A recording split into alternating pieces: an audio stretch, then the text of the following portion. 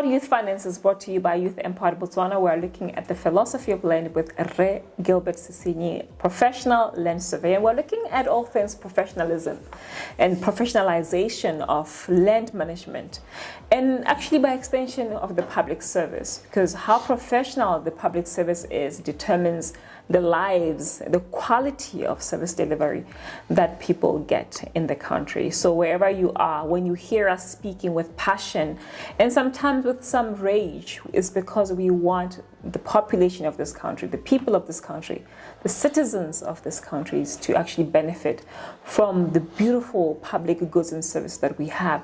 And we're also speaking to the fact that our government offices and institutions have properties that are not titled. That mindset needs to change, and we're hoping that the change in that mindset will also help the change in the service rendered by those in the public service to us ordinary citizens, so that we also benefit optimally from the mindset change to get the wealth that we can get and the riches that we can get from land. He spoke about how money in itself is not really value. Money gives you permission to live. Money gives you an allowance to be. If you want to be traveling in jets, money will give you that permission. But at the center of that, he says land will always be tied to it, because land titled and recorded, accounted for, can help you go borrow, can help you get money from a financial institution to then give you permission to do and live the life that you want for yourself, whether it is rich or wealthy, hopefully rich and wealthy, and never poor. So we're going to continue our conversation from there, and we're looking at a case of what a philosophy of land can do to actually create wealth for a few people, for a community, for a country. Should we also take up that good philosophy of land? Mama Shia? Oh yeah. My brainchild. Yes. Oh yeah, I mean really, to be honest with you, it starts with land and ends with land. Yeah. You have Mama Shia. Mama Shia was a place where people had just Masimoel. Yes. Yeah. Masimoel. Let me call you there. Le masimo hela masimo ja ka le le masimo. Re itebaditse kana re khona ho itebatsa hela so sa pele ga rona se iragala, and act like we don't see it because of our own little mental problems. Yeah. No, those also have to be noted. Yes, mental problems. Well, they do. You can't see happen. something and act like you don't see it. Yeah.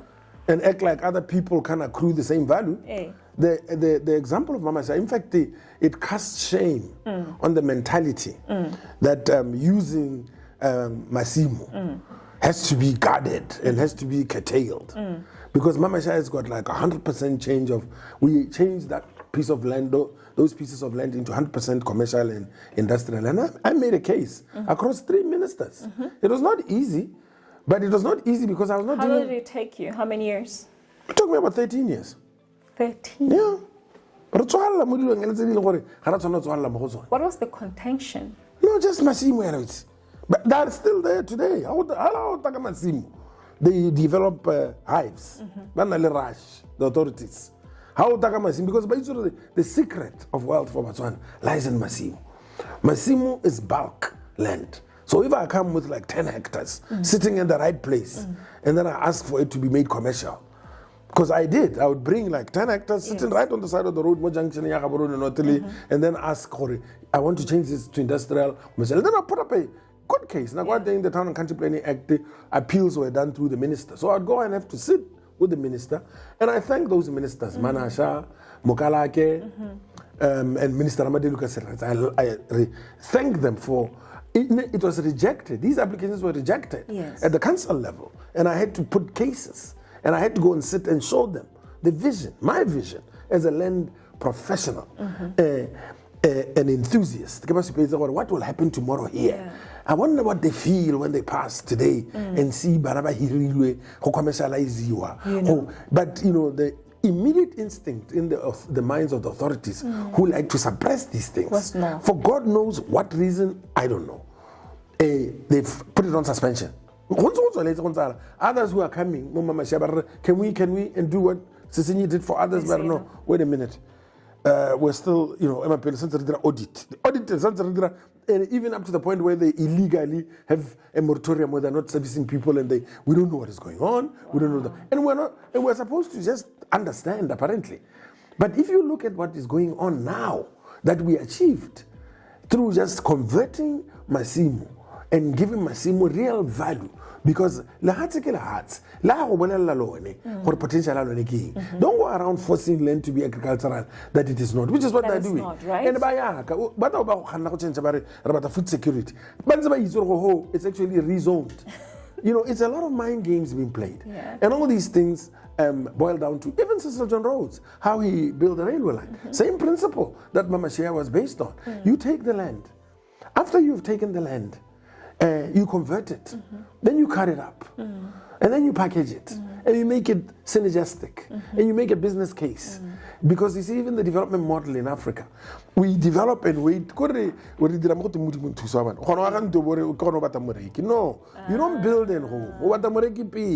And then Yes, that is the intelligent way of developing. Even agriculture, you don't go out there and plant all the cabbages and then come and then diabola, and then we're competing with each other. Yeah. The whole thing doesn't make sense. We don't do it in a programmed, coordinated, planned way that will yield results. Yeah. First of all, consolidate the market. Either we're going to have corporations saying we will take our produce too, which we can. But in our villages, like in my village, everybody is planting the same things. They're competing with each other. Why? Why are you not complementing each other? We're not tomato sauce.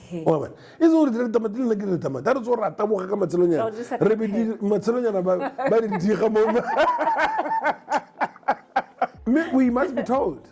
I mean, a guy can just appear, the chairman, and he goes on, without a court order.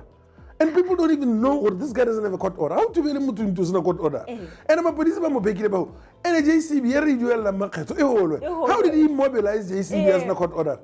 How to be a personal court order? Land body would say, we've made a resolution for it. We're going to apply to the courts. You go to court and get a court order if you want to do that. Court maybe the rights. How anybody can say anything. These need to be given merit and ordered by the courts. That's how it works. And then you have professionals who will come and tell you land body hearts.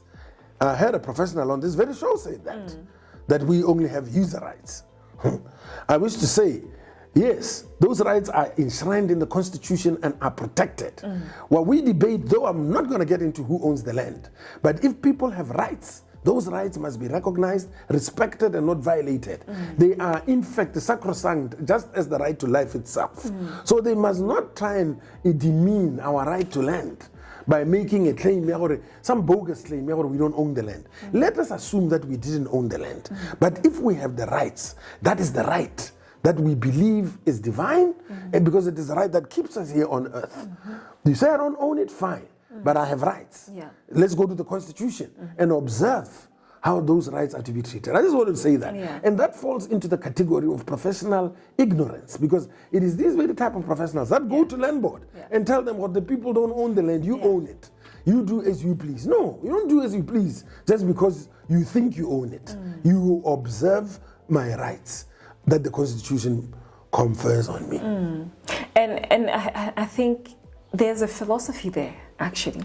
I think there's a philosophy behind people having that belief or that thinking that people don't own rights, or that people don't own land. It is a philosophy, and for me, it's like the public service somehow does not seek to facilitate and make things easy for Botswana. It's like somehow there is an intentional mission to frustrate as much as possible, to block as much as possible, to deny as much as possible, and I don't understand that. Well, yes, it's a mixture of emotions and ignorance. You understand? Because the emotions come from the history. the inferiority complex that we don't like. We have never attempted to take away the things that make us not love each other as brothers and sisters and one people. Yeah. We are not deliberate about that. We think it will just go away if we go to church. No, it's not that simple. It's a program that was inflicted on us over hundreds of years. It is real. Black inferiority is not imaginary. No. Everywhere you go, you meet symbols that promote white supremacy and denigrate, and they are subtle and sublime. Yes. There are little things hidden. The black ball as the last ball to be ditched. Ever. Yeah, you walk into Homo, we wear white to weddings and black to funerals. Yes. It's a problem, when you are light-skinned woman. You're beautiful. We even say it with our mouths. Talking hatred unto ourselves. When you have a sharp nose, all when you as well. Yeah. What the hell is that? This is the world we live in. And it is that constitutes our emotional structure. That makes us look at the other with despise and want to block them. That is another area. I may leave that to another man to come and deal with, because it's psychological in nature. But there is the element, ignorance. I wanted to answer that question. There's two aspects to this. There is the psychological, emotional mess that history has placed us under. And we need to deal with it. We can't run away from it. It's not going to just evaporate. And then there's the aspect, their knowledge, understanding. That's professionalizing. It's a professional. It's harder for them to appreciate what I'm saying than if I was to talk to a professional in the same area. So why are you suffering professionals? Suffer the professional. Make them not actualize. The omission or the crime of causing professionals not to actualize is the most painful. I'm talking for them. They're not going to say it, but I don't know why. It's the most painful thing happening to professionals right now. Very painful. Accumulate knowledge, you can't practice it. That will kill left, right, and center. They kill that spirit of wanting to give back to your people, that which will add value and produce change. That is good. So Banaba Asiya, they leave the country and go and live in other countries where they feel maybe they're more appreciated, by say. They leave. Our children don't want to come and live here because they see us suffering to make a difference. So there is two aspects to the same thing. It was actually, before we wrap it up, and why I even brought up the issue of denying and refusing and just, the hesitancy by our public service to openly give and facilitate service. I was looking at what you actually said earlier about, the land is good for farming. And then it's like, why then not just open up for some of these subdivisions? Because even the change of land use. Or the change of land use. Like, whose land is this for? When immediately they start saying it's not yours, it's theirs. And then they say it's theirs. But you have rights. But you have rights. And it's like, that's the answer to that. Right. Immediate answer. We shouldn't go into a long, drawn-out debate. No, kana lona land body really heal the society. So let's get out. Yeah, we have confused too much. Yes, fine. Me, I have rights. Observe my rights to change the use. Observe my rights to use it optimally. Observe my rights to gain a living out of it. Why do you want me not to gain a living? No, about the equitable distribution. They're lying. There's no equitable distribution that they're looking for. There's a lot of land. It is largely sunbathing for Bomantian. Largely. On the meanwhile. I got it. But I have to talk like this. Yeah, it took me 2 seconds to get it. Yes. But and that is sad. Very sad. Very sad. The bulk of our land is not utilized by humans. It is actually used by ants, Bomamantani, and all the other guys that are out there having a party. Not but talking about equitable distribution. Go do equitable distribution. We know how to put services. So we don't need money. We know what land is the money. The secret is out. You don't need to go and get funding from Europe or boy. We are here. We're here. Okay, you know what? We will be right back, and then we're going to wrap it up, and you can just speak to the issues of commercializing land and anything else you want to say to those who are the bosses of our professionals and what we really need to professionalize land management in Botswana and what do we need to do to support you and support your work, because supporting you is actually supporting ourselves. Yeah, we'll be right back.